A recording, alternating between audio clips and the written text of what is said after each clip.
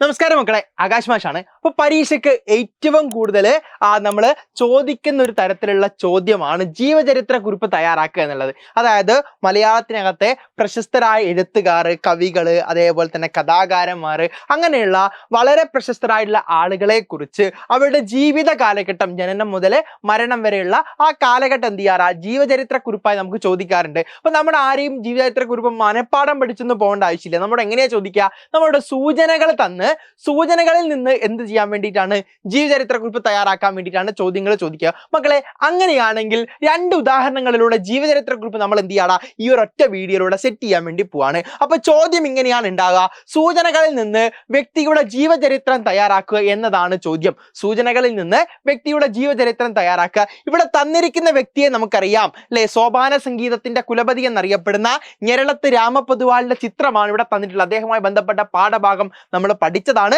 അദ്ദേഹത്തെ കുറിച്ച് നമ്മൾ അറിഞ്ഞതാണ്. അങ്ങനെയാണെങ്കിൽ ചോദ്യം എങ്ങനെ വരും? ചോദ്യം ഞെരളത്ത് രാമപൊതുവാളിനെ കുറിച്ചുള്ള സൂചനകളായിട്ടാണ് നിങ്ങൾക്ക് ആദ്യം ഉണ്ടാവുക. അപ്പൊ അദ്ദേഹത്തിന് പേര് നൽകിയിട്ടുണ്ടാവും ഞെരളത്ത് രാമപൊതുവാൾ. ഇനി അങ്ങനെ തന്നില്ലെങ്കിലും നിങ്ങൾക്ക് അദ്ദേഹത്തെ തിരിച്ചറിയാൻ വേണ്ടി സാധിക്കണം. ഇപ്പോഴത്തെ ഒരു ചോദ്യ രീതി വെച്ച് ചിലപ്പോൾ നിങ്ങൾക്ക് ചോദ്യം എങ്ങനെയാ ഉണ്ടാവുക? ആദ്യത്തെ ചോദ്യം 1 മാർക്കിന്റെ ഒറ്റ വാക്കിൽ എഴുതാവുന്ന ചോദ്യമായിരിക്കും. ചില സമയങ്ങളിൽ ആദ്യത്തെ ചോദ്യം സൂചനകളിൽ നിന്ന് വ്യക്തിയെ തിരിച്ചറിയാൻ വേണ്ടിയായിരിക്കും. അങ്ങനെയാണ് മക്കളെ, ഇത് ഞെരളത്ത് രാമപൊതുവാളാണെന്ന് തിരിച്ചറിയാൻ വേണ്ടിയുള്ള ആദ്യ സൂചനയാണ് ഇവിടെ തന്നിരിക്കുന്നത്. സോപാന സംഗീതത്തിന്റെ കുലപതി. സോപാന സംഗീതത്തിന്റെ കുലപതി നമ്മൾ പഠിച്ചിട്ടുണ്ട്, അത് ഞെരളത്താണ്. അങ്ങനെയാണെങ്കിൽ നമുക്ക് എന്ത് ചെയ്യാടോ? ആദ്യമായിട്ട് നമുക്ക് ഏതാണ് വ്യക്തി എന്ന് തന്നില്ലെങ്കിലും ആദ്യ സൂചനയിൽ നിന്ന് അദ്ദേഹത്തെ മനസ്സിലാക്കാം. ബേപ്പൂർ സുൽത്താൻ എന്നറിയപ്പെടുന്ന വ്യക്തി വൈക്കം മുഹമ്മദ് ബഷീറാണ്. അദ്ദേഹത്തിന്റെ സൂചന തന്നു കഴിഞ്ഞാൽ നമുക്ക് എന്ത് ചെയ്യാം? അദ്ദേഹത്തെ തിരിച്ചറിയാം. അപ്പൊ അത്തരത്തിൽ സൂചനകളിൽ നിന്ന് ആളെ നമ്മൾ എന്ത് ചെയ്യേണ്ടി വരും? വ്യക്തിയെ നമ്മൾ ആദ്യം തിരിച്ചറിയേണ്ടി വരും. ഇവിടെ എന്ത് ചെയ്തു? ഇവിടെ നിങ്ങൾക്ക് ആദ്യം തന്നെ വ്യക്തിയെ തന്നിട്ടുണ്ട്. തന്നിട്ടില്ലെങ്കിലും നിങ്ങളുടെ പാഠപുസ്തകങ്ങളിൽ നിങ്ങൾ പരിചയപ്പെട്ട ആളുകളെ കുറിച്ച് ചോദ്യങ്ങൾ ഉണ്ടാവാം. അവരെ സൂചനകളിൽ നിന്ന് തിരിച്ചറിയാൻ വേണ്ടി ചോദിക്കാം. അത് തിരിച്ചറിഞ്ഞുകൊണ്ട് എന്ത് ചെയ്യണം? ജീവചരിത്രം പൂർത്തിയാക്കണം. അപ്പോൾ ആദ്യത്തെ സൂചന നമ്മൾ എന്ത് ചെയ്തു? നമ്മൾ മനസ്സിലാക്കി, സോപാന സംഗീതത്തിന്റെ കുലപതി. ഇനി രണ്ടാമത്തെ സൂചന, ക്ഷേത്രങ്ങളിൽ അനുഷ്ഠാനങ്ങളുടെ ഭാഗമായി അവതരിപ്പിച്ചു പോന്ന സോപാന സംഗീതത്തെ ജനകീയവൽക്കരിച്ചു. മൂന്നാമത്തേത്, സോപാന സംഗീതത്തിന് ജനഹിത സോപാനം. സോപാന സംഗീതത്തിന് ജനഹിത സോപാനം എന്ന ജനകീയ രൂപം ആവിഷ്കരിച്ചു. എന്താണ് ജനകീയ സോപാനം എന്ന് പറയുന്നത്? അതായത് നമ്മൾ പറഞ്ഞു, ആദ്യ കാലഘട്ടത്തിൽ ക്ഷേത്രങ്ങളിൽ ആരാധനയുമായി ബന്ധപ്പെട്ടായിരുന്നു സോപാന സംഗീതം അവതരിപ്പിച്ചത്. പിന്നീട് എന്ത് ചെയ്യാടാ? പിന്നീട് അത് എല്ലാ വേദികളിൽ എന്ത് ചെയ്യാൻ വേണ്ടിയിട്ടാണ് അവതരിപ്പിക്കാൻ വേണ്ടി തുടങ്ങി. അത്തരത്തിൽ ആളുകളുടെ ഇടയിലേക്ക് സോപാന സംഗീതത്തെ നൽകിക്കൊണ്ട് അവർക്ക് ഒരു ജനകീയമായ ഒരു അംഗീകാരം ആളുകളുടെ ഇടയിൽ നടത്തിയിട്ടുള്ള ഒരു വ്യക്തിയാണ് ആര്? ഞെരളത്ത് രാമപൊതുവാൾ എന്ന് പറയുന്നത്. അതുകൊണ്ടാണ് അദ്ദേഹത്തെ സോപാന സംഗീതത്തിന്റെ കുലപതി എന്നും അദ്ദേഹത്തിന്റെ സോപാന സംഗീതത്തെ ജനഹിത സോപാനം എന്നും നമ്മൾ വിളിക്കുന്നത്. പിന്നെയോ അദ്ദേഹത്തിന് ജനനം നൽകിയിട്ടുണ്ട്. പാലക്കാട് ജില്ലയിലെ അവനല്ലൂരിലെ നളപുരത്താണ് ജനിക്കുന്നതെന്ന് പറഞ്ഞിട്ടുണ്ട്. മാതാവിന്റെ പേര്, പിതാവിന്റെ പേര്, അദ്ദേഹത്തിന്റെ ആത്മകഥയുടെ പേര് മക്കളെ ഓർത്തു വെക്കണം. സോപാനമാണ് അദ്ദേഹത്തിന്റെ ആത്മകഥ. പിന്നെ അദ്ദേഹത്തെ മരണപ്പെട്ട തീയതി, ഇതൊക്കെ കൊടുത്തിട്ടുണ്ട്. ഇതൊക്കെ ചേർന്നുകൊണ്ട് നമ്മൾ എങ്ങനെ ജീവചരിത്രം തയ്യാറാക്കും? ആദ്യം നമ്മൾ ചെയ്യേണ്ടത്, ആരുടെയാണോ ജീവചരിത്രം തയ്യാറാക്കേണ്ടത് അദ്ദേഹത്തിന്റെ പേര് ഏറ്റവും മുകളിലായി എന്ത് ചെയ്യണം? വലുതാക്കി എഴുതണം, ഞെരളത്ത് രാമപൊതുവാൾ. പിന്നെ നമ്മൾ എഴുതുന്നത് അദ്ദേഹം ഏത് രീതിയിലാണ് പ്രശസ്തൻ. ചില സമയങ്ങളിൽ അത് പ്രശസ്തമായ കവിയായിരിക്കും, എഴുത്തുകാരനായിരിക്കാം, നാടക നടനായിരിക്കാം, സിനിമാ മേഖലയിൽ പ്രവർത്തിക്കുന്ന സിനിമാ നടനായിരിക്കാം. അപ്പോൾ ഏത് രീതിയിലും ചോദിക്കാം. അപ്പൊ നമ്മൾ ആദ്യം എഴുതുന്നത് അദ്ദേഹത്തിന്റെ വിശേഷണത്തിൽ നിന്ന് തന്നെ, അദ്ദേഹം ഏത് മേഖലയിലാണ് പ്രവർത്തിക്കുന്നത്, പ്രശസ്തനായത് എന്നതിനെ തുടങ്ങുന്നു. കേരളത്തിലെ സോപാന സംഗീതത്തിന്റെ കുലപതിയാണ് ഞെരളത്ത് രാമപൊതുവാൾ. ആദ്യത്തെ പാരഗ്രാഫിലെ ആദ്യത്തെ വാചകം ഓക്കെയായി. പിന്നീടോ, കേരളത്തിലെ ക്ഷേത്രങ്ങളിലെ അനുഷ്ഠാനങ്ങളുടെ ഭാഗമായി അവതരിപ്പിച്ചു വന്ന സോപാന സംഗീതത്തെ ജനകീയവൽക്കരിച്ചത് ഞെരളത്ത് രാമപൊതുവാളാണ്. സോപാന സംഗീതത്തിന് ജനഹിത സോപാനം എന്ന ജനകീയ രൂപം അദ്ദേഹം ആവിഷ്കരിച്ചു. മക്കളെ, സോപാന സംഗീതത്തെ കുറിച്ചും ഞെരളത്തിന്റെയും പ്രധാനപ്പെട്ട സവിശേഷതകളാണ് പറയുന്നത്. അതിവിടെ തന്നിരിക്കുന്ന 2 പോയിന്റുകൾ, ഇതാ ഈ പോയിന്റും അതുപോലെ തന്നെ നമ്മൾ എന്ത് ചെയ്യുന്നു? നമ്മുടെ ജീവചരിത്ര കുറിപ്പിലേക്ക് എടുത്തെഴുതുന്നു. ഇങ്ങനെയുള്ള പോയിന്റുകൾ തന്നെ നമ്മൾ രക്ഷപ്പെട്ടു. നമുക്ക് എന്ത് ചെയ്യേണ്ട? അതിലൊരു മാറ്റവും വരുത്താൻ നേരിട്ട് എന്ത് ചെയ്താൽ മതി? അത് എഴുതിയാൽ മതി. അതിനുശേഷം ഗ്രാമീണ ഗ്രാമീണ മനസ്സിന്റെ നിഷ്കളങ്കതയും മുഖമുദ്രയാക്കി തന്റെ ആലാപന ശൈലിയും സോപാന സംഗീതത്തിന് പ്രചാരവും പ്രശസ്തിയും അദ്ദേഹം നൽകി.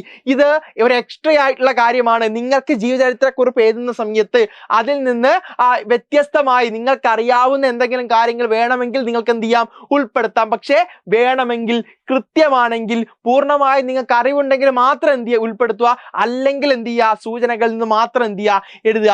പിന്നീട് നമ്മൾ എഴുതുന്നത് അദ്ദേഹത്തിന്റെ ജനനമാണ്. അദ്ദേഹത്തിന്റെ ജനനം, അദ്ദേഹത്തിന്റെ പിതാവ്, മാതാവ്, ജനന സ്ഥലം ഒക്കെ ചേർത്ത് നമ്മൾ എഴുതുകയാണ്. എങ്ങനെ നമുക്ക് എഴുതാം?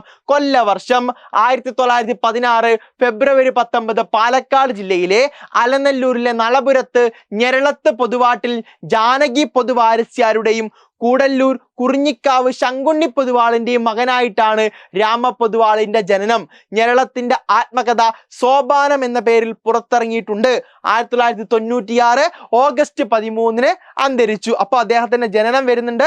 പിന്നെയോ അദ്ദേഹം ഏത് നിലയിലാണ് പ്രശസ്തൻ, എന്തൊക്കെയാണ് അദ്ദേഹത്തിന്റെ സംഭാവന, അദ്ദേഹത്തിന്റെ മാതാപിതാക്കൾ, ജനന സ്ഥലം, അതുപോലെ തന്നെ അദ്ദേഹത്തിന്റെ ആത്മകഥ, പിന്നെയോ അദ്ദേഹത്തിന്റെ മരണം, ഇതൊക്കെ ചേർത്താണ് നമ്മൾ എന്ത് ചെയ്യുന്നത്, അദ്ദേഹത്തിന്റെ ജീവചരിത്ര കുറിപ്പ് തയ്യാറാക്കിയത്. മക്കളെ ഇതെന്ത് ചെയ്യുക, ഒന്ന് ഓർത്ത് നോക്കുക.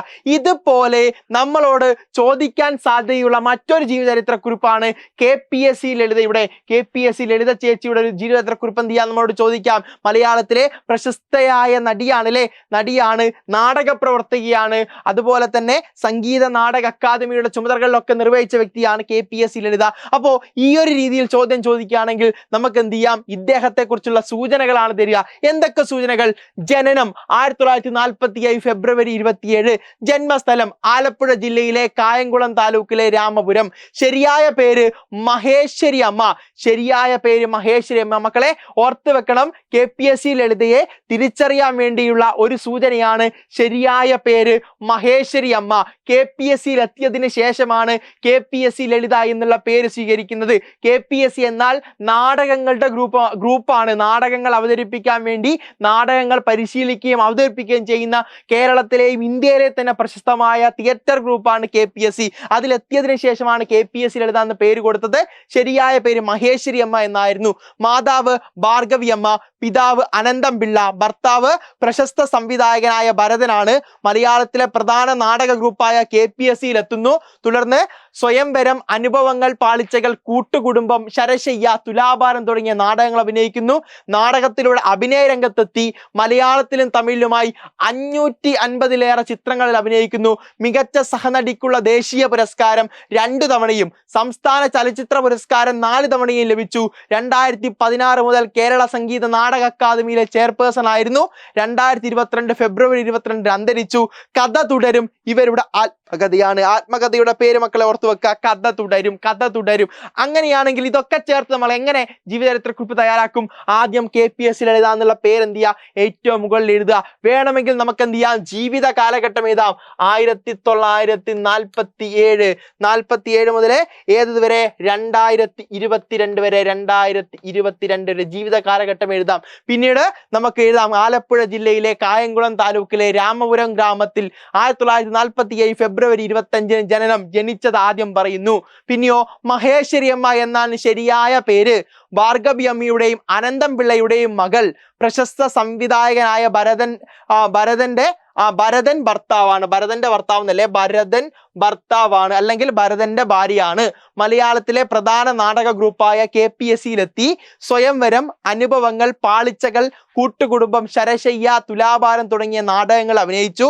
നാടകത്തിലൂടെ അഭിനയ രംഗത്തെത്തിയ ഇവർ മലയാളത്തിലും തമിഴിലുമായി 550-ൽ പരം ചിത്രങ്ങളിൽ എന്ന് പറഞ്ഞാൽ സിനിമകളിൽ അഭിനയിച്ചു. മികച്ച സഹനടിക്കുള്ള ദേശീയ പുരസ്കാരം 2 തവണയും സംസ്ഥാന ചലച്ചിത്ര പുരസ്കാരം 4 തവണയും ലഭിച്ചു.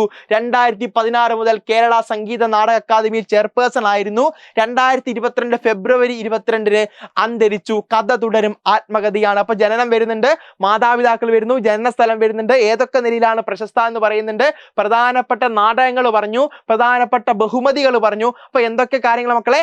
ജനനം പറയണം, മാതാപിതാക്കള്, വിദ്യാഭ്യാസം, പിന്നെ അദ്ദേഹം ഏത് നിലയിലാണ് പ്രശസ്തൻ, അധ്യാപകനാണോ, സിനിമാ പ്രവർത്തകനാണോ, എഴുത്തുകാരനാണോ, അദ്ദേഹത്തിന്റെ പ്രധാനപ്പെട്ട പുസ്തകങ്ങൾ അല്ലെങ്കിൽ അഭിനയിച്ച സിനിമകളാണെങ്കിൽ സിനിമകൾ, അതൊക്കെ നമുക്ക് എന്ത് ചെയ്യാം, ഉൾപ്പെടുത്താം. പിന്നീട് ലഭിച്ച ബഹുമതികൾ നമുക്ക് ഉൾപ്പെടുത്താം. ഏറ്റവും അവസാനം മരണം, ഇനി മരണത്തിന് ശേഷം എന്തെങ്കിലും ബഹുമതി ലഭിച്ചിട്ടുണ്ടെങ്കിൽ അതുകൂടി എന്താണ് നമുക്ക് ഉൾപ്പെടുത്താൻ വേണ്ടി പറ്റും. അപ്പോൾ ഇത്തരത്തിൽ നമുക്ക് എന്ത് ചെയ്യാം, ഏതൊരു ആളുടെയും ഏതൊരു വ്യക്തിയുടെയും ചോദ്യങ്ങൾ ചോദിക്കുമ്പോൾ അവരുടെ ജീവചരിത്ര കുറിപ്പ് സൂചനകളിൽ നിന്ന് നമുക്ക് എന്ത് ചെയ്യാൻ വേണ്ടി പറ്റും മക്കളെ, നമുക്ക് തയ്യാറാക്കാൻ വേണ്ടി പറ്റും. ഇത്തരത്തിലുള്ള ചോദ്യങ്ങളും എക്സാമുമായി ബന്ധപ്പെട്ട നോട്ടുകളും ഒക്കെ ലഭിക്കാൻ വേണ്ടി നമ്മുടെ കമന്റ് ബോക്സിൽ ഒരു ലിങ്ക് ഉണ്ട്. ലിങ്ക് ഓപ്പൺ ആക്കി എന്ത് ചെയ്യണം, അതിന്റെ ബ്രോഡ്കാസ്റ്റ് ഗ്രൂപ്പിലേക്ക് എന്ത് ചെയ്യുക, ജോയിൻ ചെയ്യുക മക്കളെ. ഒരു ടെൻഷനും ഇല്ലാതെ അടിപൊളിയായി സെറ്റ് ചെയ്തുകൊണ്ട് എന്ത് ചെയ്യുക, ക്രിസ്മസ് എക്സാമിനെ നേരിടുക. Okay, all the best.